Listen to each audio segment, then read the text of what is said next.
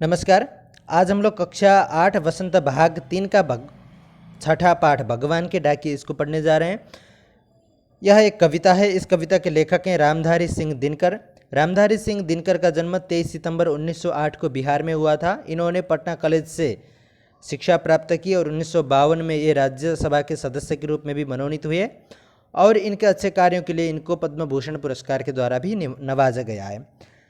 तो भगवान के डाकिए इस कविता के माध्यम से रामधारी सिंह दिनकर यह बताना चाहते हैं कि पक्षी और बादल दोनों ही भगवान के डाकिए हैं।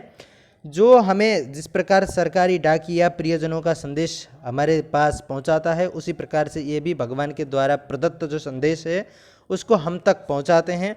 किसी भी वर्ग, किसी भी स्थान, किसी भी एरिया और जाति इत्यादि से परे, एकदम इन सब से ऊपर उठकर भेदभाव से रहित हमें सद्भाव, प्रेम, समानता तथा एकता का संदेश ये सब बादल तथा पक्षी हमें प्रदान करते हैं। पर हम मनुष्य एकदम बुद्धिजीवी होते हुए भी उनको समझ नहीं पाते हैं। इसके ऊपर उन्होंने बताया है। चलिए देखिए, आगे बढ़ते हैं। तो पक्षी और बादल ये भगवान के डाकिए हैं जो एक महादेश से दूसरे महादेश को जाते हैं। हम तो समझ नहीं पाते हैं, मगर उनकी लाई चिट्ठियाँ पेड़, पौधे, पानी और पहाड़ बाँचते हैं। तो देखिए यहाँ पर पक्षी और बादल ये भगवान के डाकिए हैं। पक्षी और बादल को कवि ने भगवान के डाकिए के रूप में बताया, क्योंकि भगवान के द्वारा प्रदत्त जो प्रकृति की सौंदर्यतम, जो प्रकृति की सुंदरता है उसको बरकरार रखने के लिए, उसको और भी सुंदर बनाने के लिए भगवान के द्वारा भेजा गया जो संदेश है, उस संदेश को पक्षी और बादल लेकर आते हैं, जो एक महादेश से दूसरे महादेश को जाते हैं। ये पक्षी क्या करते हैं, एक महादेश में हैं आज और वहाँ से उड़ते उड़ते एक जगह से दूसरे जगह, दूसरे देश में, दूसरे महादेश में भी पहुँचते हैं। और बादल भी एक महादेश से दूसरे महादेश में भी बादल भी जाते हैं। पर हम तो समझ नहीं पाते हैं, मगर उनकी लाई चिट्ठियाँ पेड़, पौधे, पानी और पहाड़ बाँचते हैं। पर दुख की बात यह है कि हम लोग मनुष्य होते हुए भी हम उस चीज़ को, अर्थात हमारे अज्ञानता के कारण पक्षी तथा बादल के द्वारा लाया गया जो संदेश है उसको हम नहीं समझ पाते हैं। पर यह जो प्राकृतिक डाकियाँ हैं उनके द्वारा लाई गई जो चिट्ठियाँ हैं, पर्वत, पेड़, पौधे, नदियाँ आदि जो भी हैं वो सब बाँचते हैं, अर्थात पढ़ते हैं। पढ़ने का मतलब होता है समझना, ठीक है। तो मगर उनकी लाई चिट्ठियाँ, पक्षी तथा बादल के द्वारा लाई गई जो चिट्ठियाँ हैं, पेड़, पौधे, पानी तथा पहाड़ बाँचते हैं। तो पेड़, पौधे, पानी और पहाड़ किस प्रकार बाँचते हैं, तो जिस प्रकार से बादल और पक्षी भेदभाव किए बिना एक जगह से दूसरे जगह तक पहुंचाती हैं अपने संदेश को, वैसे ही उन बादल और पक्षी से ज्ञान प्राप्त करके, अर्थात उसके द्वारा लाया गया जो संदेश है उस संदेश को पढ़ने के बाद, उस संदेश को प्राप्त करने के बाद पेड़, पौधे, पानी तथा पहाड़ भी क्या करते हैं, प्रेम, सद्भाव तथा एकता का संदेश हमें प्रदान करते हैं, जहाँ कोई भेदभाव नहीं रहता है, ठीक है। क्योंकि पेड़, पौधे, पानी और पहाड़ ये सभी के लिए उपलब्ध हैं। पेड़ भी सभी को फल प्रदान करते हैं और पौधे भी सभी के लिए होते हैं, और पानी जो नदी, तालाब के द्वारा जो उपलब्ध पानी होता है वो भी एक जगह से दूसरे जगह तक जाता है, वो भी सभी के लिए उपलब्ध होता है, उसमें भी कोई भेदभाव नहीं होता है। नदी कभी ये नहीं कहता है कि आप आओ और आप पानी पियो और आप मत आओ, ठीक है। तो नदी, पेड़, पौधे, पहाड़ सभी के लिए बराबर होते हैं। तो इस प्रकार से पक्षी तथा बादल के द्वारा लाया गया जो संदेश है, जो भगवान का संदेश, उस संदेश को क्या करते हैं कि पेड़, पौधे, पानी और पहाड़ तो बाँचते हैं, अर्थात उसको समझते हैं, पर हम लोग नहीं समझते हैं, ठीक है।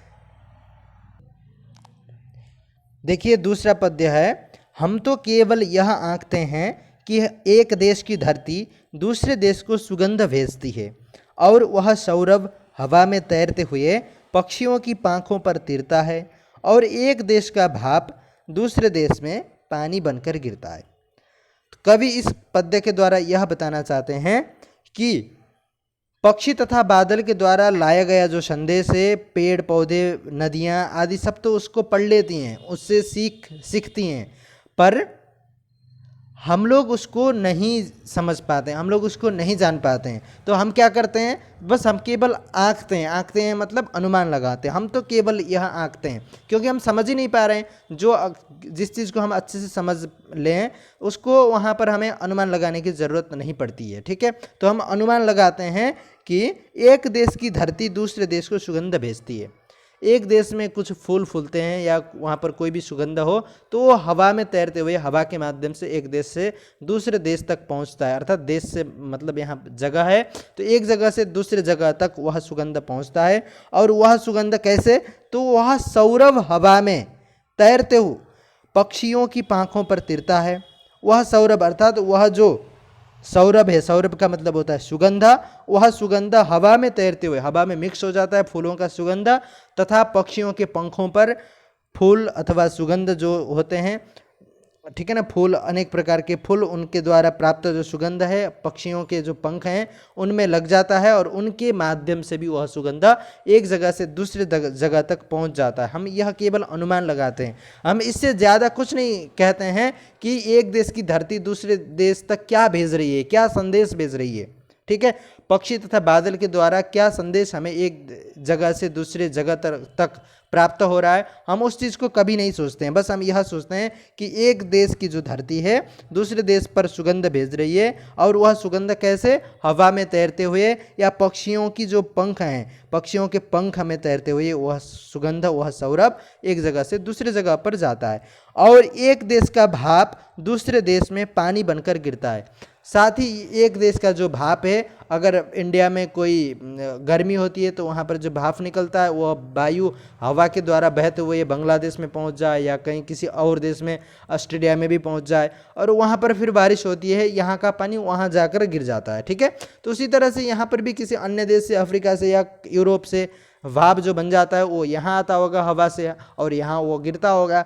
ठीक है ना, तो समुद्र के ऊपर जो भाप बनता है वो यहाँ गिरता होगा। तो इसी प्रकार से हम बस इतना ही हम अनुमान लगा सकते हैं कि एक जगह का सुगंध दूसरे जगह तक पहुँच रहा है हवा के माध्यम से, और एक जगह में जो भाप बनता हो वह भाप दूसरे जगह पर पानी बनकर गिर रहा है। हम बस इतना ही अनुमान लगाते हैं, हम ये नहीं समझ पाते हैं कि पक्षी तथा बादल वास्तव में हमें प्राकृतिक तौर पर हमें क्या सिखाना चाहते हैं, प्राकृतिक संदेश हमें क्या लेकर आए हैं, तो उसको हमें समझना चाहिए।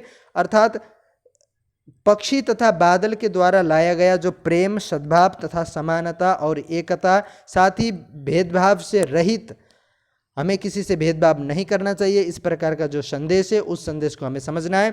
क्योंकि जिस प्रकार पक्षी बादल एक जगह से दूसरी जगह जाते हैं तो वहाँ पर उनका कोई भेदभाव नहीं होता है। तो बादल कभी यहाँ बरसते हैं तो कभी दूसरी जगह पर जाकर बरसते हैं, उनका यह वो कभी यह भेदभाव नहीं करते हैं कि आज हम यहाँ इस जगह पर हम कभी नहीं बरसेंगे, है ना। तो उसी तरह से हमें भी किसी भी रूप में जाति, धर्म, संस्कृति आदि पर कभी भी हमें भेदभाव नहीं करना चाहिए और हमें यह समझना चाहिए कि उनके द्वारा सीखी गई अर्थात पक्षी और बादल के द्वारा लाया गया जो संदेश है, जिस प्रकार नदियाँ, पेड़ पौधे पढ़ लेते हैं, उनसे जिस प्रकार नदियाँ, पेड़ पौधे सीख लेते हैं, वैसे ही हमें भी सीखना चाहिए और हमें भी सीखकर इसको अपने जीवन में उतारना चाहिए। अर्थात हमें कभी भी भेदभाव नहीं करना चाहिए, सभी के साथ मिलकर प्रेम, सद्भाव और समानता के साथ हमें जीना है और हमें हमेशा दूसरों के बारे में अच्छा सोचना है और दूसरों के भले के लिए हमें हमेशा उपलब्ध होना है। तो कविता इस भगवान के डाकिए इसके द्वारा रामधारी सिंह दिनकर यही बताना चाहते हैं कि हमें प्राकृतिक जो संदेश है उस प्राकृतिक संदेश को भी हमें समझना है और उसको हमें अपने जीवन में उतार करके प्रेम और सद्भाव के साथ हमें जीना है। ठीक है, तो आज के लिए इतना ही करेंगे, अगले वीडियो में फिर मिलेंगे। आपको यह वीडियो कैसा लगा, अच्छा लगा तो लाइक और कमेंट कीजिए। धन्यवाद।